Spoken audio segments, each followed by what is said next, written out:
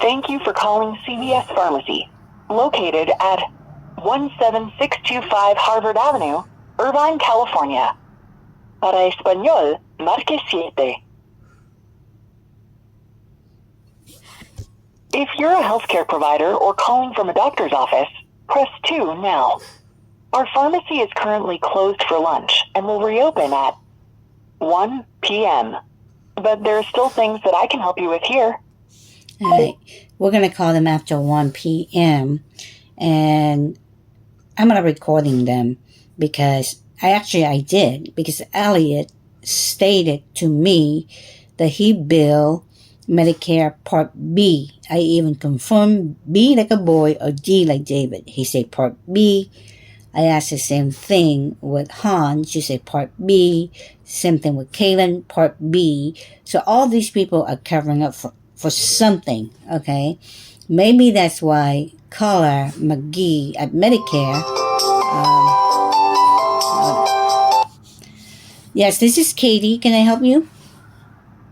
Hello, this is Gabby returning your call from LifeStance. Just to let you know, this call will be recorded for quality and training purposes. No problem. I'm also recording you too, just for your notice. For the records, we don't owe, like my sister Trang doesn't owe LifeStance any amount of money. Based on my research, the time of the services provided to her, she was a QMB patient, okay? And Medicare has informed us once she's an QMB patient, that means she cannot be billed for anything else except what Medicare pay you guys. Secondly, Okay. So are you the patient or is it for someone else's account? I am the caregiver of the patient, which is already on the record. So don't go there with me. But okay? I need to ask so I can get her first and last name and date of birth to look up her account, please. Okay. Which one first? Her first name is Trang. First, last name, date of birth, please. Okay. The first name is Trang, T like Tommy, R-A-N-G. The last name is Tran, T-R-A-N. Do you need account numbers that easier? And the date of birth, please. Thank you. And that's where I realized Tran doesn't even owe you, because what you tried to bill us was the year 2021 to 2022, which is Tran was a QMB patient, so she really doesn't owe you people any money. So it looks like, was there a Medicaid? Because I know she has Medicare, but should she also have Medicaid? And if so, if we had that information, we could bill them as well. Well, we have pick that up. Yeah, we have CalOptima. I don't know. Do you accept CalOptima in your area? Because we're in Orange County. That's a good question. How long has she had that since 2021? No, we had the CalOptima we had it up here when we moved up here permanently was around 2017. Okay. Yes. Because usually if you have Medicare, you also have Medicaid. Yeah, she does, but her Medicaid is CalOptima. Okay. Maybe we could try to build that, because Medicaid usually picks up what Medicare doesn't cover. Okay, well, I can give you her a CalOptima. Actually, I don't think you. Actually, you know what? I don't think you accept CalOptima, because when I'm also a patient of Dr. Campano, and I asked about CalOptima, and they say no, we don't accept CalOptima, and that's why they make me pay in cash for my services. So I doubted that your office accept CalOptima. Because they should accept like any forms of Medicaid. I mean, I can provide it for you, but the truth is that I don't think, because I personally confirmed it myself for my own services, because I have CalOptima, and they say they're not accepting it. Okay. And that's why they make me pay cash. But truly, you need to void that credit back. She doesn't owe you any money at all. I mean, I'd be glad to pay for you, but I realize she doesn't owe you money, and I'm responsible for management her money, and I'm not going to waste her money if she doesn't owe you any money. Yeah, so we're going to have to call Medicare then, because someone has to pay that balance, and if it's not her, then Medicare should pay that balance. Because now No, it's actually, you need to read you need to understand what QMB is. So somebody in your building need to understand QMB. I mean, qualified Medicare beneficiary. That means you accept the fact that you're providing the services for her. I mean, you're not billing her any other amount due than what Medicare already pay you, and they did pay you the 80%. So the 20% is supposed to be on your loss, basically. Because you accepted her as the patient. Somebody. Yeah, we're still gonna have to call the insurance, unfortunately. Well, that's what. Call it. Try to figure it out. Yeah, because no Keisha. So we'll call them, and they'll just clarify with us, and we can get that worked out. But for now, that balance is just sitting. It's now $171.28 because that $150 got waived. Okay. So now that's the new balance, just so you know. And then it looks like we need to give Medicare a call. Yeah, what happened to Keisha? She's been saying that for what? We've been dealing with this for how many months now? Who's to Keisha in your department? I thought she's a lawyer. Wasn't she a lawyer that represents you guys or anything? I don't know who that is. We don't work in an office together. We all work remotely, so I'm not sure who you were talking to. Okay, and your name is Abby? Sure, but all we can do is I'm just going to send a message to see if they can call Medicare and see if they can figure out that balance, since you said that she shouldn't be responsible. Right, and your name is Abby, please? Is your name Abby? It's Gabby. Gabby, I apologize. Yeah, but I talked to too many other people here. And how come your mailing address does not match, your zip code does not match with on your statement? Yeah, because you're going to get calls from representatives from all over. Like I said, we work remotely, so we work from usually like home. So we're all in different states. We're not in like an office together. Okay. Yeah, please do. Right now, if you can put it down that I am disputing the $171.28 also in regards to the co-payment of 20%. And then the reason is she was a qualified Medicare beneficiary at the time of the services render. And if she doesn't have anymore, it's supposed to be, I don't know if she still has it or not. We don't know yet in the year 2024.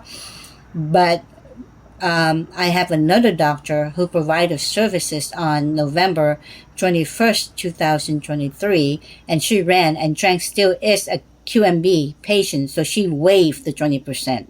So this is why it's down on me that we don't owe you that money, and because I manage her money, and I don't want to be wasteful. If we don't owe you, then we don't need to pay you.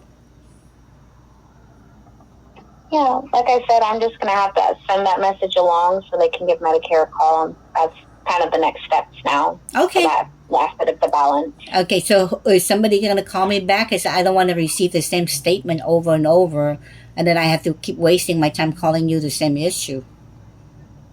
I can request if they give you a call back, but I'd say if you don't hear back within 2 weeks to a month, then to follow up, yes. That I need to follow up? I don't think so. You people need to do your job. I don't have time to waste, okay? Whether you already know. Okay, that's up to you. Yeah, first of all, you need to send me a new statement, okay? Proof that you already waived the $150 for cancellation fee, which is... That comes automatically next month, so you will see that in your next month's statement. Okay, and on the $171.28, you need to make a note, okay, on the next statement showing that patient dispute that she is a qualified Medicare beneficiary, so she doesn't owe this money. Those statements are automatic. It's not like you personally, we do it. We do not. So it'll just be from the system, and it'll show your current balance. So I can't make note of that, but I'll make note on her patient portal. Okay, so then we still have to continue to call in, and then how long does it take you people to call Medicare to get the statement, to get the answer? Because this has been going on for months now, and I don't have time to waste. Yeah, I don't have that exact turnover time since I'm not the department that calls Medicare. I don't do anything with insurance, so I have to send the message. Okay, well then you people need to organize, because you're harassing patient here. Okay, like I say, first of all, you gave false information on the mailing address. Okay, I actually spend money to respond to you the first time I received your statement by priority mail. Even the post office lady corrected the zip code. I have to record it her for proof that your address is incorrect. So after that didn't work. Then you keep sending the statement collecting her. I want to dispute because I don't want to end up in her collection because of you people don't do your job. Yep, and like I said, I'm already going to do everything else that I can do, which I am, and there's not much else I can do after that. Well, don't you have a supervisor that I can talk to? Can you refer my case to... They're not available to transfer. It usually can take up to 2 weeks to get that call back. So I will just forward this along to the team to call the Medicare and see what they can do about the remaining balance. Okay, so who will call me back? Do you know? I'm sure it's not going to be you. I'm sure it's going to be... Yeah, it will not be me. It'll be a different department, and I'll just let them know that it's better to call you since you are the caregiver for your sister. Yes, please. Okay, well, I guess more than likely, I already know she's a QMB, so I'm not going to process. I was going to pay from my own pocket for my sister, but if she's a QMB, why do we have to waste money? Somebody at your office needs to do their job correctly. Basically, that's it. Okay, and I know I know you people don't take CalOptima, or else I'm going to request for my reimbursement because you charged me $290 a session when legally, when I read on your statement when I was in Glendale office, it's only charged $150. So somebody out there milking my money. Okay, so I'm not going to play this kind of game with fraud and unethical conduct. So Gabby, I know it's not you. I know it's the first time you call me, but I want to make this on the recording so that way LifeStance can clean up their acts, because so far they look extremely unethical, bullies, okay, and collecting debts that is owed by the patient over and over, and nothing get done on their part. Not you specifically, because I just talked to you, but on the LifeStance part, they need to clean up. Okay. Okay, so I'm going to forward that message along. Is there anything else I can assist with today? No, Gabby, and I apologize that you had to hear my frustration, but I want to make that point since I'm on your recording and you on my recording, and let's make it clear. First of all, Tran does not owe you any money, including the copay, because she was a QMB at the time of the service in 2021 to all the way to the end, December 31st, 2023. As we speak, she may still be a QMB patient, okay, in the year 2024. I will find out with her next appointment with the office, who also, like you, bill the 20% to make sure whether she is or she is not, so they don't have to keep billing her. Or if she is, then I pay them, okay? And that's only begin in 2024, and we're not with you in 2024, so please clean up the mess. I would appreciate it. Okay, and thank you for calling LifeStance, and have a great day. Thank you, you too. Bye-bye. Okay, so at least I have it on the recording. She is no longer owed that $150. That's ridiculous, $150. I also let them know that the office is extremely bully. That particular office is bully. And when I was in Glendale, I read the agreement. It's only $150 per session. They charged me $290 just for the heck of it, just because they hate me, that Crystal lady. And I specifically asked if they accept CalOptima, and they say no. Okay, so if they insist on my sister CalOptima insurance, I don't have a problem giving it to them, but I'm sick of giving information out, and then we end up with being benefit thefts again by these, I don't know, whoever it is. And at the same time, if that's the case, if they accept CalOptima, then I would like to have my refund, because it's only $150 a session. Not $290 when they demand me to pay in cash twice. Okay, so basically this particular LifeStance to me is extremely unethical, extremely unorganized. They consistently have people working at home remotely. They don't communicate with each other, and they're consistently harassing patients. So maybe the federal, the Consumer Protection for the Elderly should look into LifeStance, the way they practice, because I found it's unethical, illegal, you name it, the whole 9 yards, they're there.